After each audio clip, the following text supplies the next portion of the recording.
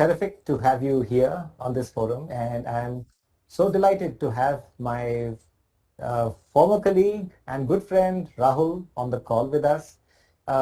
He's I would say an astute leader and a well-known HR technical expert.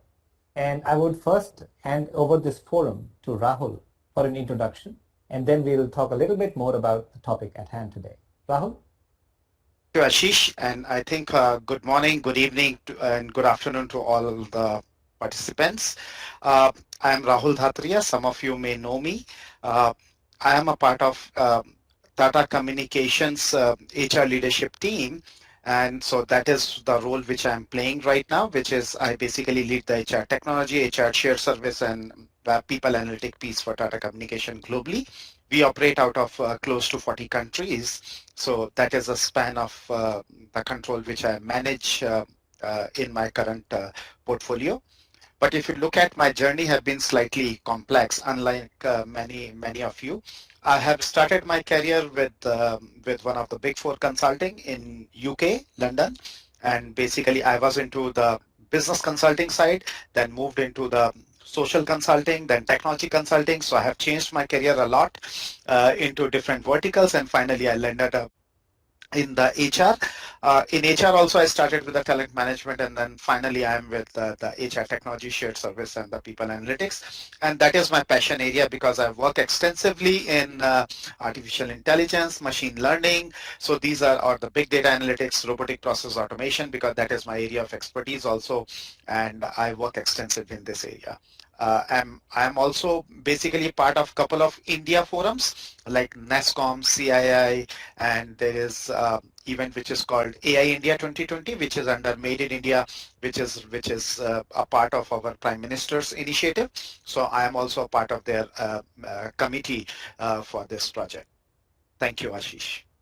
Fabulous. That's a great intro, Rahul. So, friends of the call, if you have heard about the journey that Rahul has had in terms of his career from consulting into HR technologies, and if I look back at myself, I started my career in sales, moved into insurance underwriting, and finally into recruitment. So, someone at the leadership level in one of my former organizations remembered that I had a sales background and reached out to me that would you be interested in recruitment? And at that time I was doing underwriting in the financial services and insurance sector. And from there on, my journey started from 2004 into recruitment, and I've been into all of HR space, looking after COE, HR business partner, and my last role at Tata Communications as a colleague of Rahul's was of heading global talent acquisition. Now, with Eightfold, I am working as principal for talent transformation and customer success. And we are working with customers in APAC, EMEA, Americas, and they are strategic customers with a global presence in several countries, at least 30 countries and 14 different languages that we are caring for. Today's topic is creating a true culture of internal mobility. We gave this intro of ourselves just to highlight some of the points which will be coming up very shortly. And I start over here first with a voting button question. Susan, over to you. So the question is, and you have 30 seconds to respond to this one. I'd like to hear you first on this.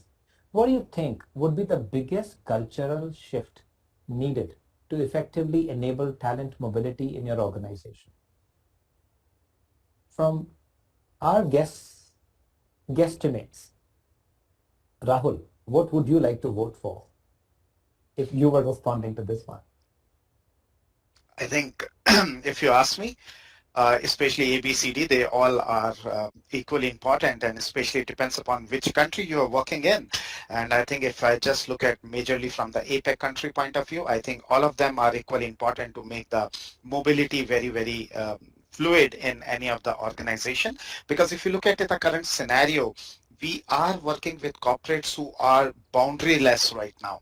So there is no boundary. People move fluidly between the countries, between the borders. And I think most of the corporates who are global in nature, there I think we are talking about the global talent, and it is not restricted to any of the countries and all those. So I think so everything is equally important. But yes, the biggest problems which I think most of the company they face will be more around the cultural shift, because traditional businesses need to do a lot of transformation in their thought process, the way the processes, the technology, the culture, all these need to come together to basically enable this. Yeah. Excellent, excellent. And I think the viewpoints on the polling are pretty similar. So at least three answers are rated almost at the same level of 33% as an average. So I think it gets the message across to us very clearly from our colleagues on this call that creating a culture of continuous learning, um, changing the way career path happens, and getting a large number of employees to adopt new technologies. These three are definitely going to be really important as we go forward. So thank you, friends, for your feedback, and we'll try and keep the conversation channeled around your inputs. So let's move on to the next page.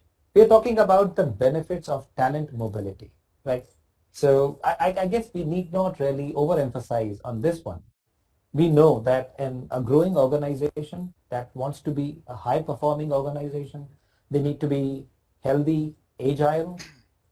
For those folks, it's twice as likely that they will want to focus on talent mobility versus lower performing organizations. And the discussion for today is going to be, how do you help such organizations to go about transformation? Because transformations can be extremely complex. How? Let's talk about that and hear from Rahul. So Rahul, first question coming your way, my friend. Enabling talent mobility requires embracing change. And the first Yeah. among that is process change.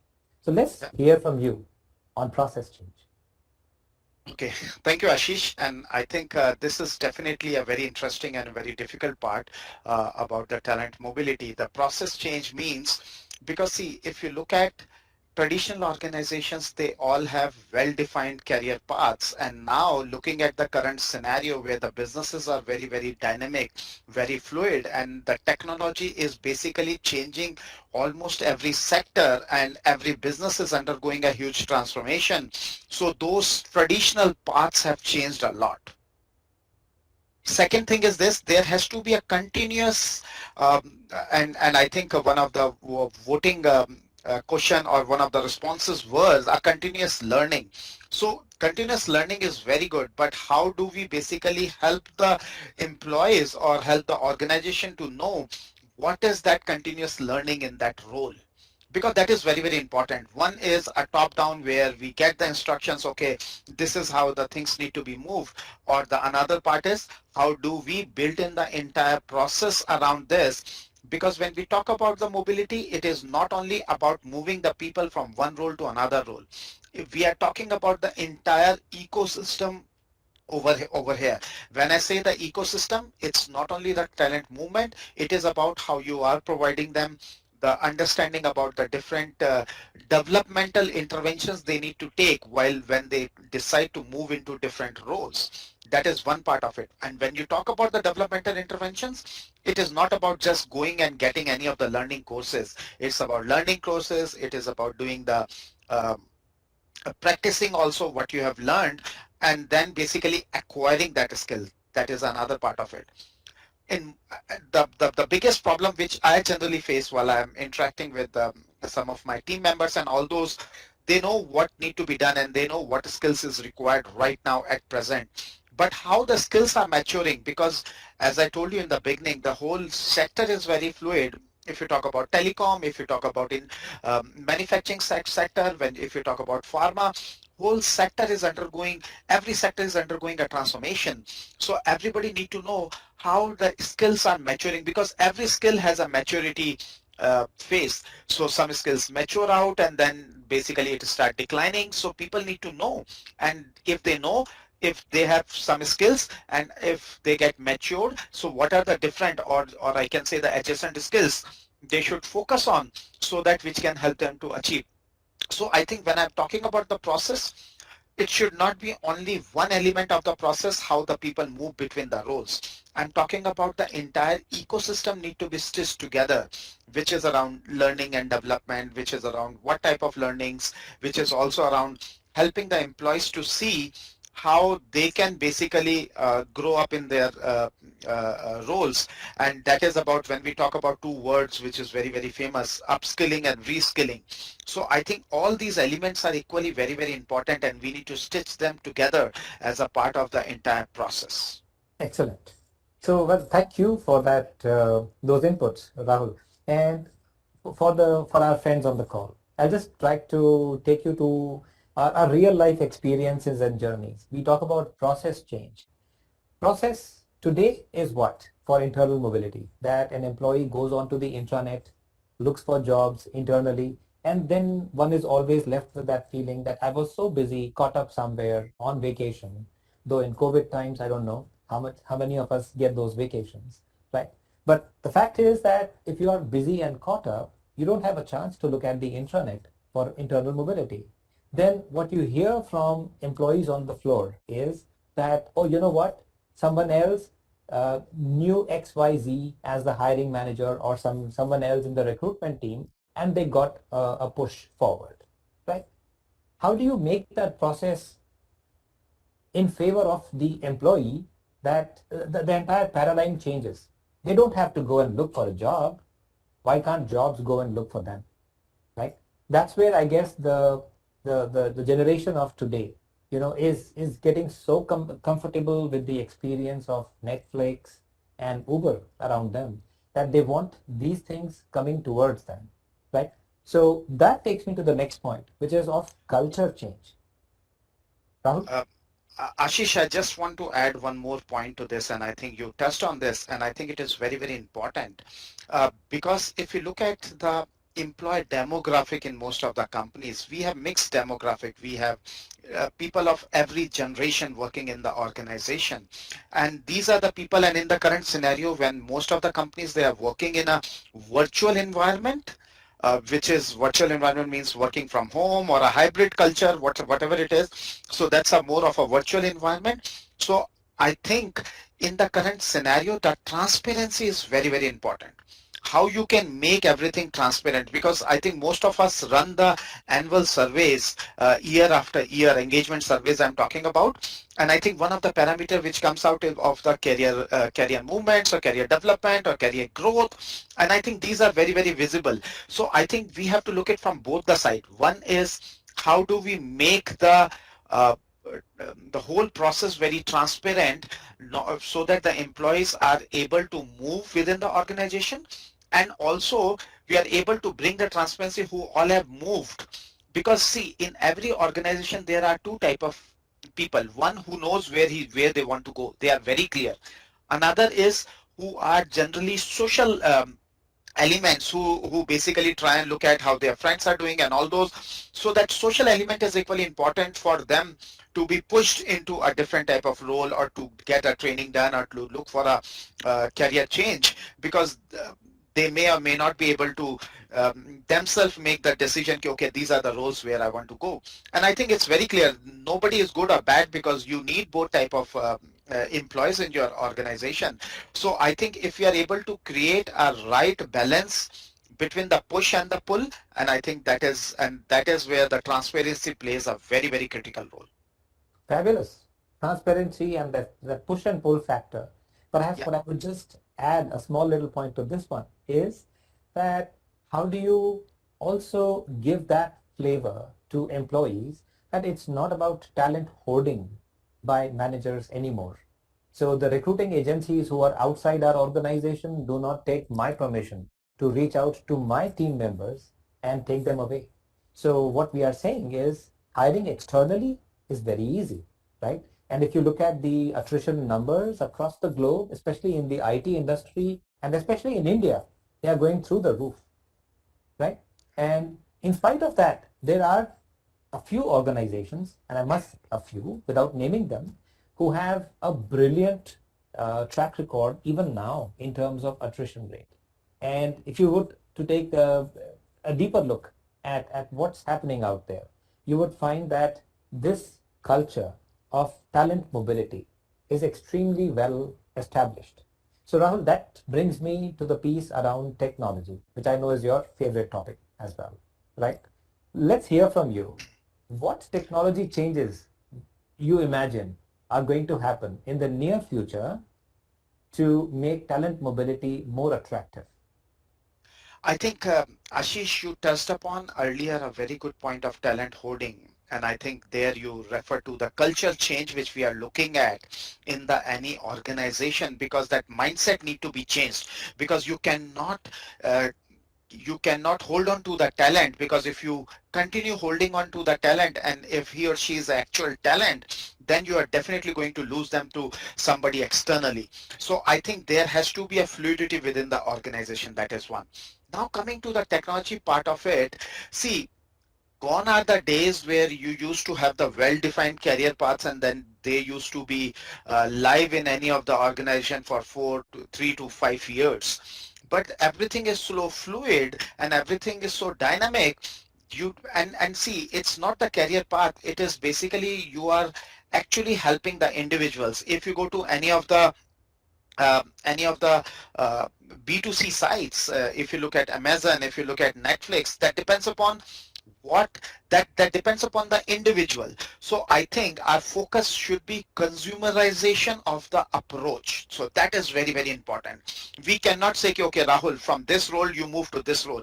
That may or may not be my aspirations, but I think we have to move towards, or the shift our focus from B2B to B2C, which is more consumerization of our approach. And to do that consumerization of our approach, we have to help the employees, the type of projects, that type of capability he or she has developed, then what are the roles which they can explore. So he see the plethora of roles, or he see the multiple roles, and there he see more choice, and then he can move. Because if you have a traditional path, then you know, okay, these are the two paths I can go from here. But I think when you give the plethora of the options, okay, let's say on Netflix, in action you want to see these movies, in comedy you want to see these movies. So I think that is the kind of flexibility everybody needs in today's world, because we are shopping on Amazon, we are connecting with our friends on Facebook, we are basically connecting with them on Twitter, we are basically watching or getting the entertainments on Netflix or Amazon Prime of the world. So the same experience the most of the employees expect in our when they come to the corporates. And I think consumerization, when I'm talking about there, I think we are lucky. We are in a century where we have a technologies like artificial intelligence, which can basically look at your historical data, which can basically understand your historical data, and basically and understand the entire profile of the employees from the resume or from the detailed profile, and can basically start predicting the different type of roles or he or she can move into. And I think with the help of these technologies, it is not only the where you are basically helping them to move into the roles, but I think uh, you are also helping them to see, if that is the role where you want to see, then what are the gaps. I'm talking about the capability gaps you have. And I think if we stitch that capability gaps with the learning and the training programs and the project programs, so I think this technology becomes a very, very great enabler. Because if you start building without the technology, this whole mobility framework, it's a humongous task. And I'm telling you, because I tried this long back before the technology, before using this type of technology, and I know how much effort you need to put in. So I have to look at 5 years historical data, then I have to use the mathematical models, which is permutation combinations, the frequency of movements. So a lot of statistical approach I have to put in. But now with the help of these technologies, I am able to basically quickly turn around uh, all these elements of the ecosystem which is needed. Because it is very, very important. Because let's say I have a gap in Python, but I have already done the basics of Python, then the recommended code should be over and above what I have already done. And I think these type of intelligence, it will be difficult to build in unless we start using some of the upcoming technologies like artificial intelligence in it. And I think it has a great power to basically consume your data and start aligning it. And I think the best part when I was talking about consumerization of the product, because when the consumers or let's say the employees start using it, it start aligning it as per the likes of the individual, the way you see in Netflix, the way you see in Amazon. More products or the type of products you buy or the type of movies you see or the series you see, you start getting the same type of recommendations. And I think there also you can go and refine your area. So I think that type of consumerization is required. And I think in technology point of view, I think we are lucky to have in a world where we have artificial intelligence, machine learning. Very, very valid points. Friends, if you look back 5 years, where were we in terms of AI? Perhaps on chatbots. And 5 years down the line, if we start thinking about it, where we can be, it's mind bending. All right, let me just share my screen with you to. While you're doing that, Ashish, there is a question.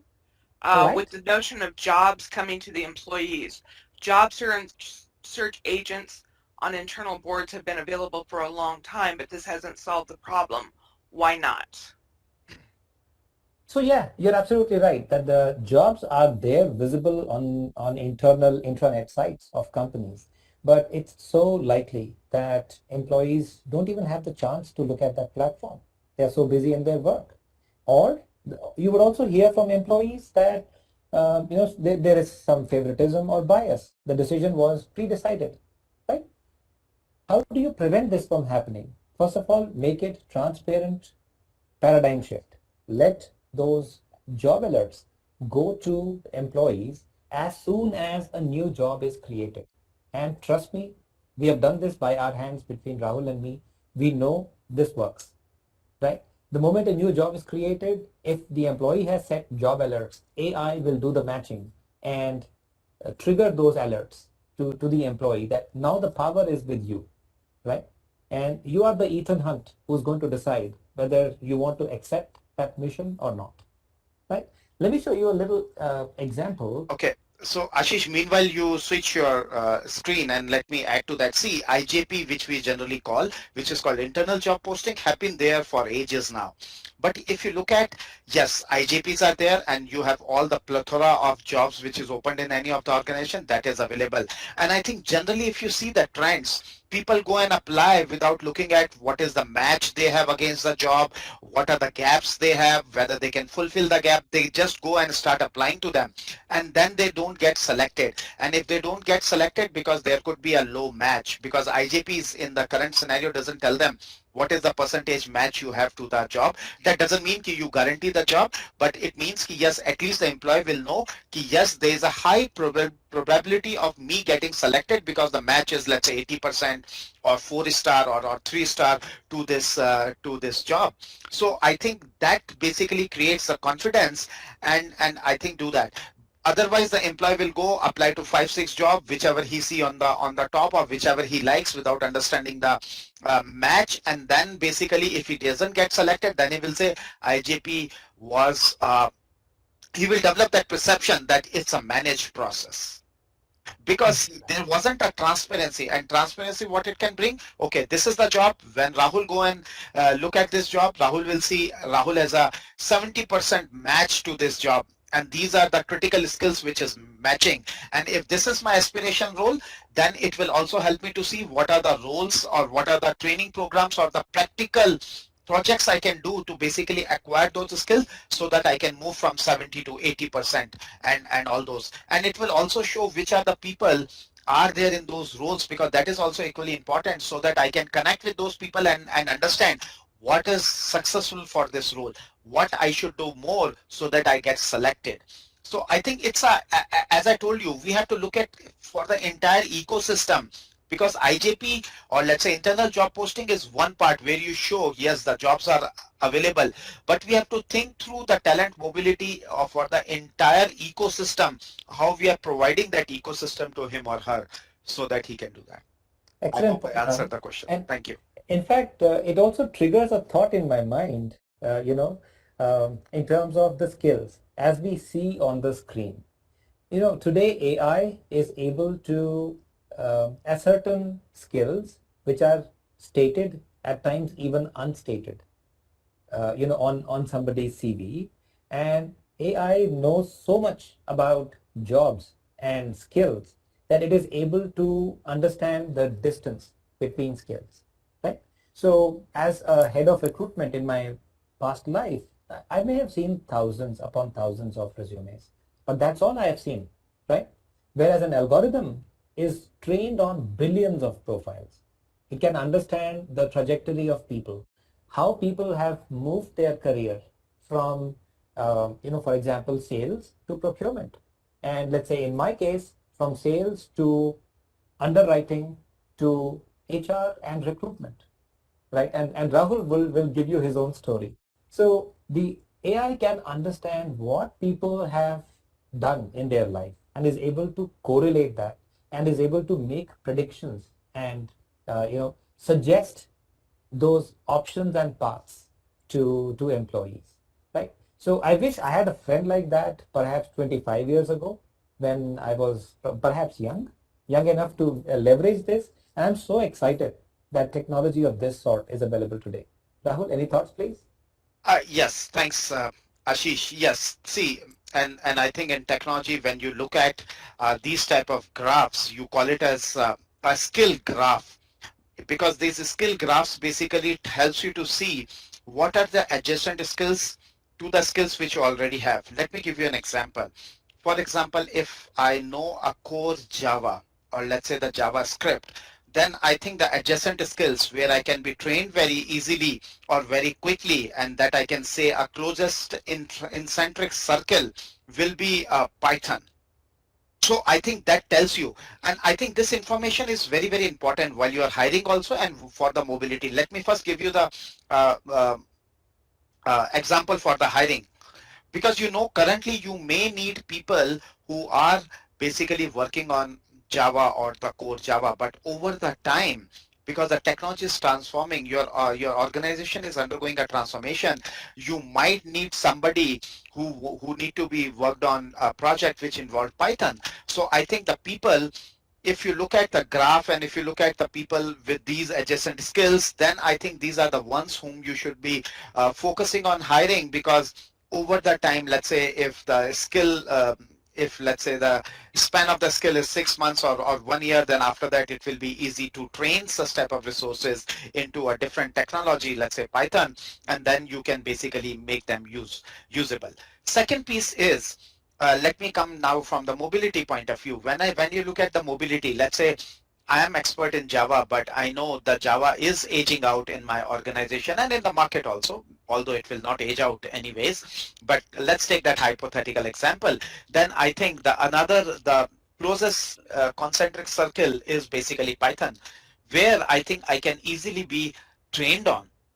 So I think the closer the circle or closer the role, yes, these are the skills which can be acquired very easily. Let's say, and see, I think that helps the employee also to see, okay, I am with the core Java, then these are the close skills which I can acquire, and I can add more value to my profile, and I can increase the horizon of my search for the other roles, and that is how I can make myself more sellable in the market. So I think that is very, very important. So these type of, and I think this can only be achieved through the technology. Let me give you a very, very small example. Earlier, if you look at LinkedIn, used to present us a relationship graph. Long back when LinkedIn came in new, it used to show you a graph where I think your professional relationship, your personal relationship is used to show a connected world, where I think how your connections are reflected in your professional. It used to basically give you the possibility, yes, I have a friends in this areas, and then you can see now they have discontinued it. So similar thing is required. Just take those examples and then replicate it here. Because if you know what are the skills, I can quickly be trained, because if I know one, and if I don't know what to be trained on, then my skills may absolute over the period of time, become obsolete over the period of time. So I think it also helps me to keep myself updated with the market, and I know which are the skills I can basically train myself up to. When I started my career, I was in C, then moved to C++, then C Sharp. Then I did some scripting languages, which is JavaScript and VBScript. And now I code to some level on Python. So I think it was only because I can see how the market is shifting, how the things are shifting, and I was able to cope up with that. So the people need to be told, or they need to be made aware what are the upcoming skills which is coming up, so that they can also add value to themselves. Because the employees add value to themselves, then that also adds to the engagement level of the employees. Thank you. Absolutely, Rahul. So in fact, I was reminded of a Harvard Business Review article which came and said that people, when they're applying, they did a research on men versus women who are applying for a job. So they found that men typically would tend to apply for a job even if they are, let's say, 40 to 50% match, whereas women would tend to apply when they feel that they are at least 80% or above match, right? And that's where, again, I think technology and AI have a fantastic role to play today. When you can show them that these are the skills which match, these are the skill gaps, right? And I think you touched a great example on Python. Now imagine on a shop, I mean, in a company, you've got 50 engineers who understand Python today, but the business manager wants to hire people who have background in Angular, and not just Angular. They want Angular too, right? They would not even want to hire somebody with Angular. Now, you could always go to the market and hire those people at 40%, 50%, 70% higher cost, right? What does it do to your business and business strategy, right? Now, when we look at this particular page, we are talking about, it's not just jobs. It's about having mentors, learning courses that Rahul mentioned about, and then gigs and projects. We'll spend a little time now talking about gigs and projects. Now imagine in this example that I was quoting to you, if there was a plan and the company is able to give online training programs to those employees who understand Python, take them up to a level of Angular, Angular 2, what they still lack is hands-on experience of doing Angular and Angular 2 on the shop floor, right? That's where those gigs and projects can be extremely useful. You can really check them out hands-on, working on those technologies. You could actually do a make versus buy strategy. And if you are able to forecast jobs 3 months, 6 months down the line, you could actually have gigs, projects, and leading into career paths. Thoughts, Rahul? I think very, very good point, because again, I'll go back to the same thing, the kind of organization we all work in right now.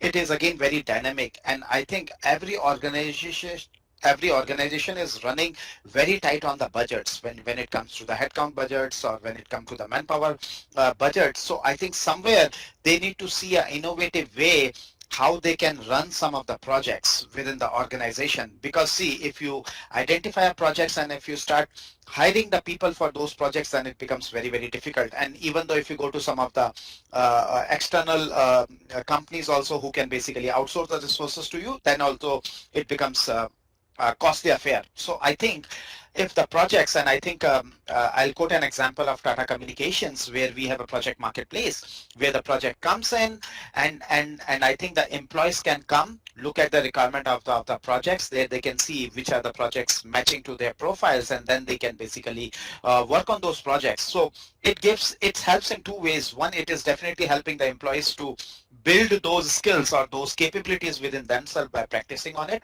The second part is also helping the organization to run these type of dynamic or the fluid projects in a more efficient way without spending too much of time. So I think it's a win-win situation for both of them.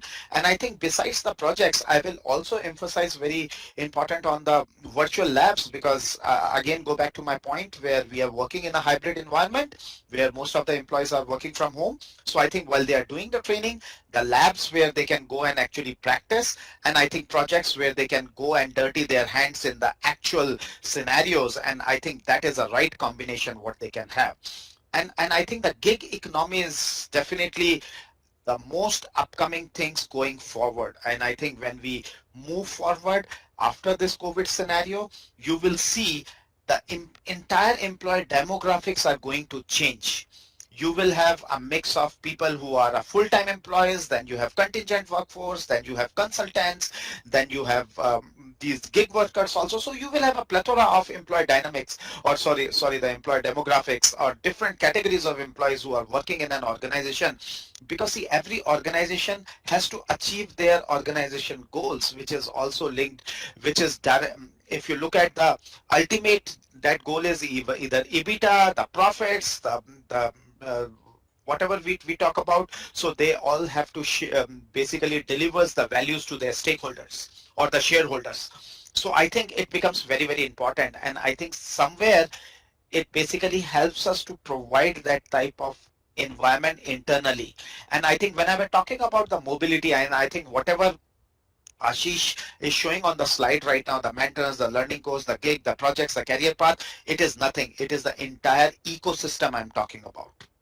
I always refer to as an ecosystem. And if you don't have anything in this, in your ecosystem, then I think your process is going to fail. Because if you really want to have the right mobility, or let's say the people-driven culture, then I think it has to be very transparent, and all these elements of the ecosystem need to be there, because then only employees will feel more transparent, they will feel more empowered, because otherwise they will just see the job and they will see now they have not got selected, and then they will start developing that perception around the processes. So most of the processes, every company has a good processes, but I think the employee, they basically choose between commenting between good and bad is basically the perception or the experience they have gone through. And if we are able to provide them that ecosystem, I think that perception can be controlled to some extent, or to majorly extent, and that is definitely going to impact the engagement level of the employees also. Thank you, Absolutely. Ashish. Absolutely, Rahul. So, in fact, the beauty of the contents on this page is that everything here can be AI enabled. So, recommended jobs, recommended career paths. Of course, employees can choose the career paths of their choice. And having done that, the AI can recommend to you mentors within the organization, show you learning courses, gigs, and projects that you should be doing to go further on your career path, right? So at this stage, I think it's time for us to move into the next question that we have. Ashish, I have just as one point, and I think you rightly mentioned, Ashish, the AI is very, very important, and let me help you understand why I'm referring to AI every now and then. Because see, the people may not be very good at writing their resumes. We all understand this thing, because it's a individual capability. Some write down well, and I think everybody put in their best effort to write down the best resume, because they have to ultimately get the next job or next role which they are looking for. But I think the beauty of AI is it not only looks at the skills you have added, but it also goes through the entire content of your resume, and then intelligently pulls out what are the skills which you may or may not have written in your skills section on your resume.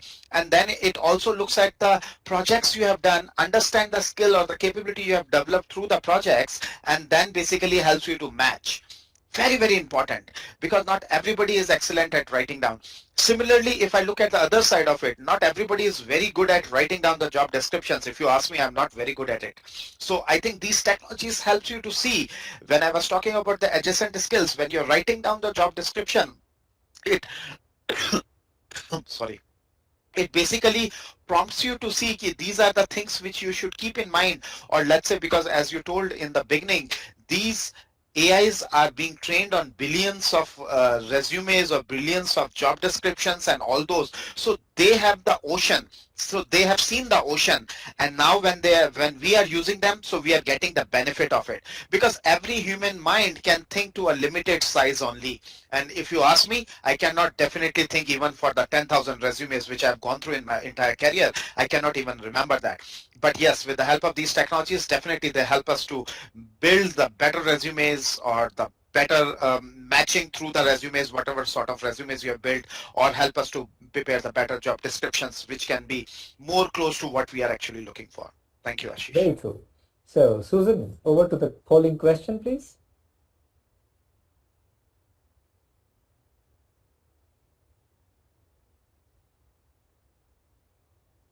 Do we have the response to the polling question already?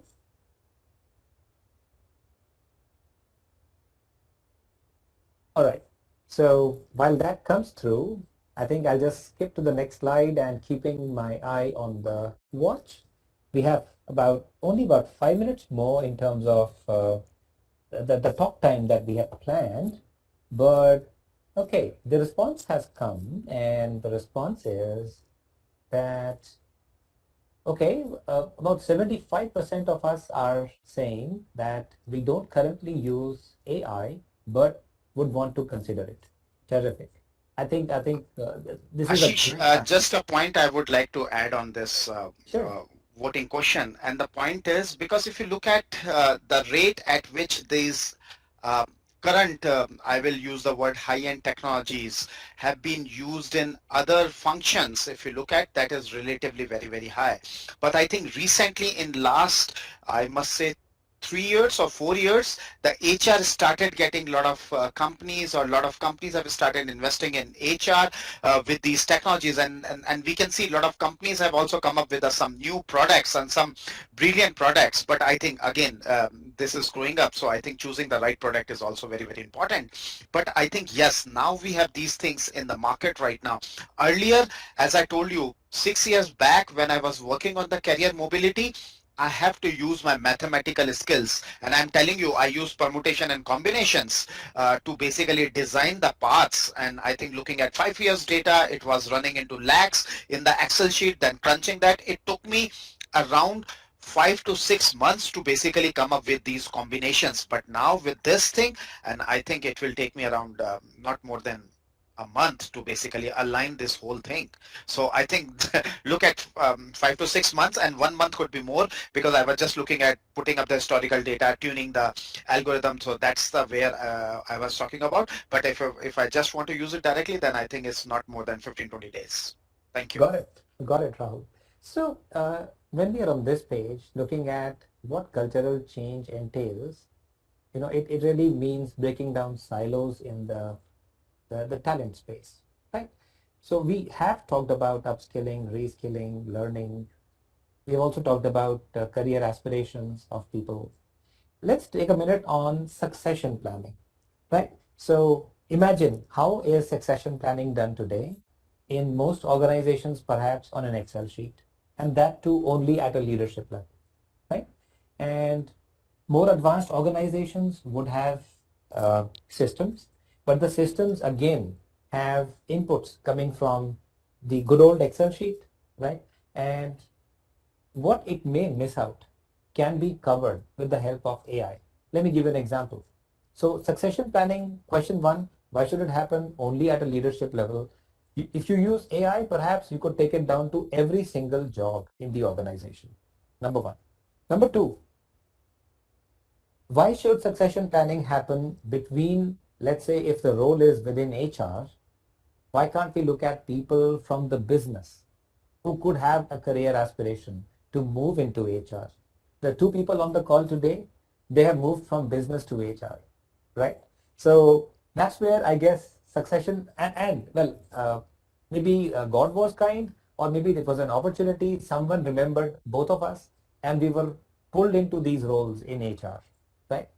And in real life, what you need is a structure, and that can be provided to you with the help of technology. So succession planning, imagine somebody from sales getting an opportunity to move into procurement, because in the procurement succession planning, the team over there was able to see with the help of AI that skills match. And if this employee is interested, why not give an opportunity to grow folks internally? Rahul. Ashish, very, very good point, and I think that that helped me to recollect my experience of succession planning.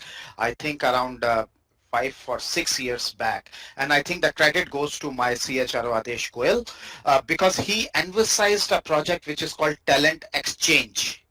And there he was driving something new where he wanted the people to basically identify the successors, and not only from their vertical but from the cross-functional verticals. Because what was happening in the organization was the people were growing vertically and they were not having the horizontal exposure. So just imagine an organization where you have the specialist of the vertical, and if you don't have the employees who have the horizontal experience, then the people who are on the top, they just think about their own vertical or the business units. And there's a, so from the collaboration point of view, from the solutioning point of view, also that is a big challenge.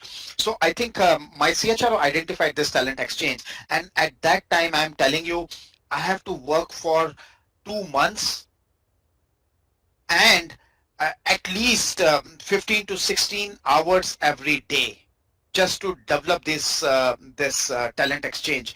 And I think this is the size of the printout of the notebook which I created, which I distributed to all my GMC, which is my top management, to basically where I was showing them what are the different possibilities they can have. Again, I use the mathematical models there.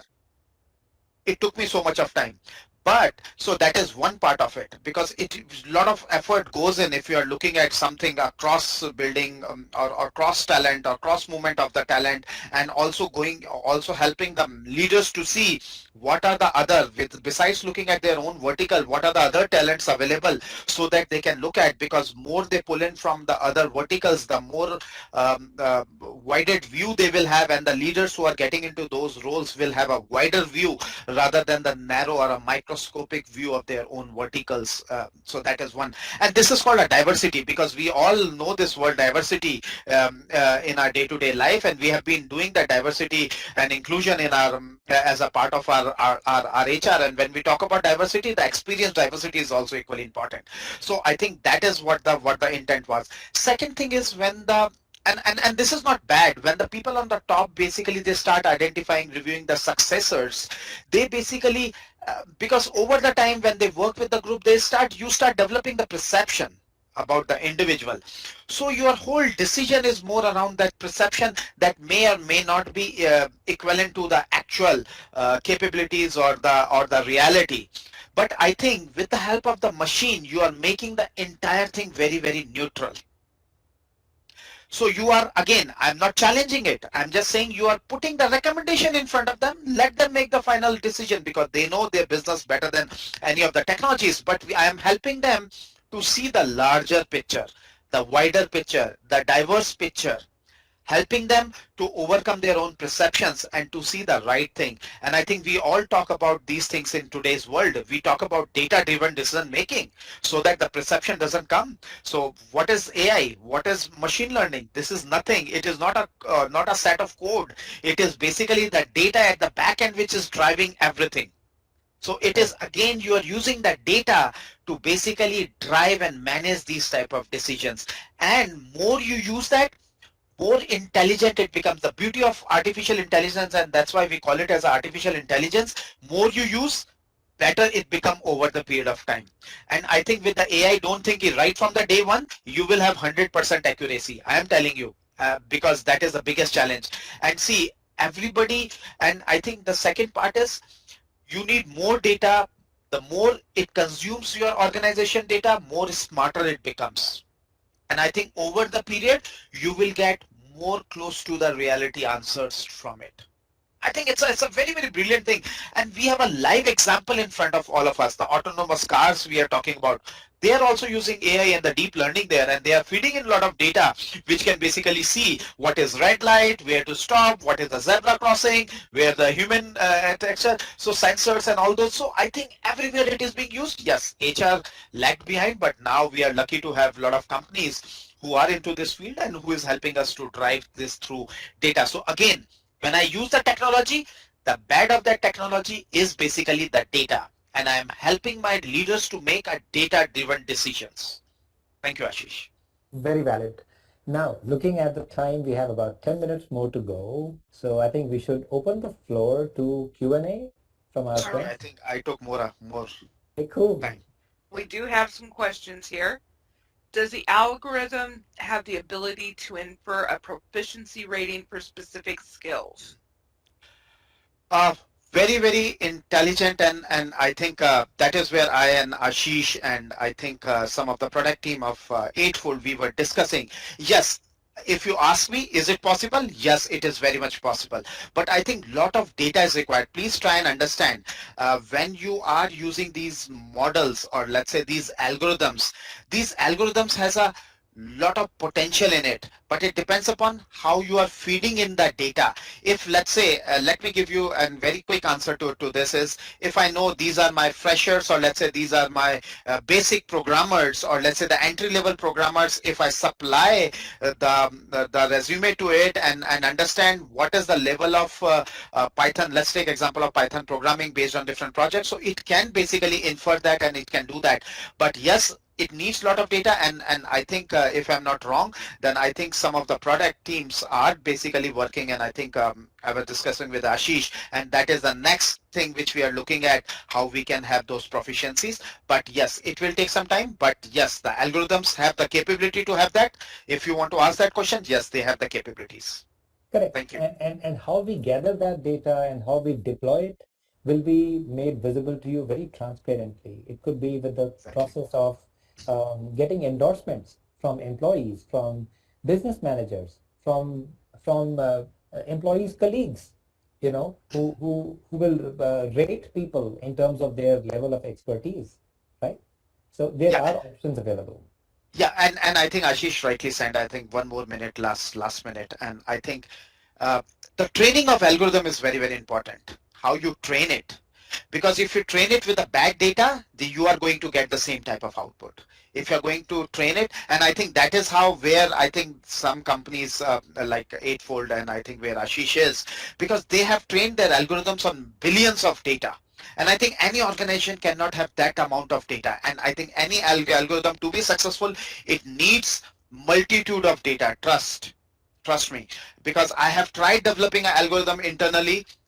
Still, it is in the training phase from last 2 years because or 3 years because I was not able to generate that volume of data which can be supplied to this algorithm. Sorry. Thank you. Great point. Great point. Any other questions, please, Michelle? Sure. And this analogy works nicely with technical jobs, but what about the jobs that require much more conceptual skills? Uh, See, I think when you look at how, so you need to understand how these basically matches the job, because the finer you write the job description, it basically goes and matches what exactly you are looking from. I'm not only talking about the when you write down the skills in your job description. I'm talking about the description, the English part of the job description. The finer you write down, I think it basically understand the algorithm understand what exactly you are looking at from the job description, from the KRA you are expecting, or let's say from the skills which you have added, it understands the whole job description in the totality, and then it goes and start matching the profiles. And it also understands the profile in the totality. It not only the skills individuals have written, the kind of projects they have done, the kind of roles they have played, the job, some of the descriptions they have written around the roles which they have done. So it basically look it from the totality point of view, and then basically it matches and basically helps you to see, okay, these are the 10 skills which you have may or may not have written as a part of your job description are the things which you need, and this individual has, let's say, out of 10 all the 10, or let's say 12 two additional, or let's say some. So it is basically shows you those matches which basically helps you to see what is that. And see, always understand any algorithm can help you to basically shortlist, but I think definitely you cannot remove the human interface from the interviews also. So I think it will help you to bring down your number. Let's say if your managers are currently reviewing 30 resumes against any job, so you can bring this down drastically to 5 or 6 resumes, and then they just have to invest time in just interviewing or reviewing those 5, 6, and then interviewing 2 or 3 out of it. You are saving a lot of time from there. Sure. Ashish. So I took the liberty of going back to the tensor boards, and what you see here, those gray dots, each dot represents a skill, and the distance between them and the adjacencies are cared for by the algorithm. I've just put a word, presentation. I wanted to go on the presentation skills side, right? And the algorithm is going to look at so many other options which are adjacent to it, right? So the idea of this part of the discussion really is that the AI is not just trained on technology or let's say the software or technical skills. It can very much go deep into soft skills as well. Right? Ashish, one more point, and I think a last part to it is because sometimes you write down a beautiful job description, but you know, I need to hire somebody like Rahul into this role. You have a mindset, yes, I want somebody with like Rahul or Rahul's profile. So I think with the help of these technologies, so you can also search based on the profile. Forget about the job descriptions. If you don't have a great job descriptions, but you know you want to hire somebody like Rahul, you have Rahul's profile with you because he is working in your company, then you can search based on what are the similar profiles you have, which is similar to Rahul, and then you can basically do that. So I think that can also help you to see. I hope I answered your question. Thank Yes, you. I think you did. You did. Any other questions, please, Michelle? How do you account for bias within the technology used? A fantastic question. Fantastic Yeah. question. So I think the moot point in this is when the algorithm is being trained, right? Stuff like name, gender, you know, location, etc., etc.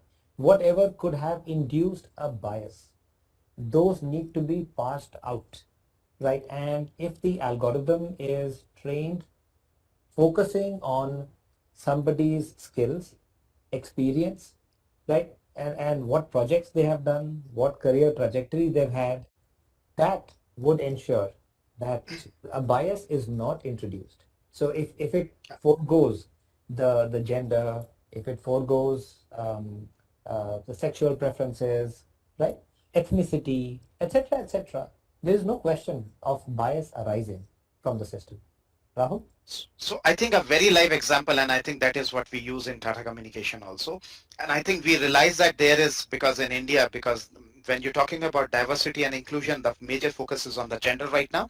So we realize that, and we have analyzed the data, and we realized that there was some level of gender biasing when we look at the hiring side of it. So we worked with eightfold, and then what we did was, when the resumes are coming to the managers for the first time, we masked all the gender related references, date of birth, gender related references, ethnicity, everything in the profile.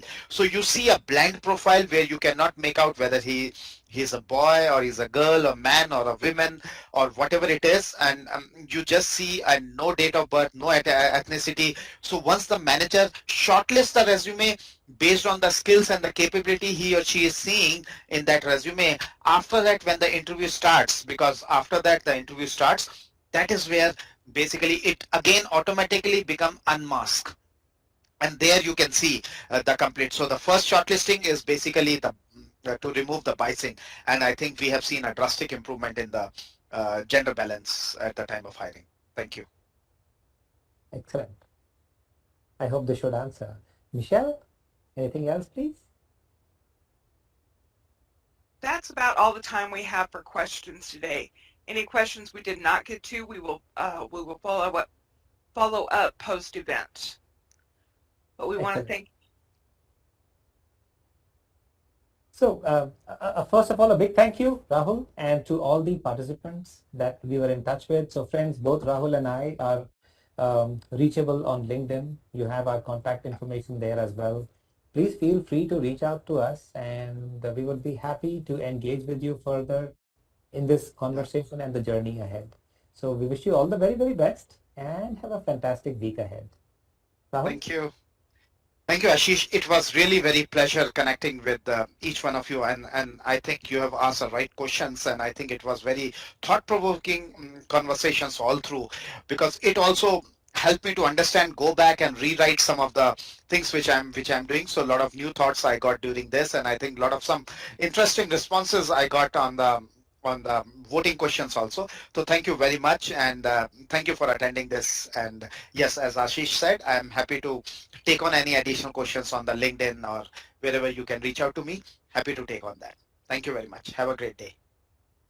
Thank you. Bye bye. Bye. That concludes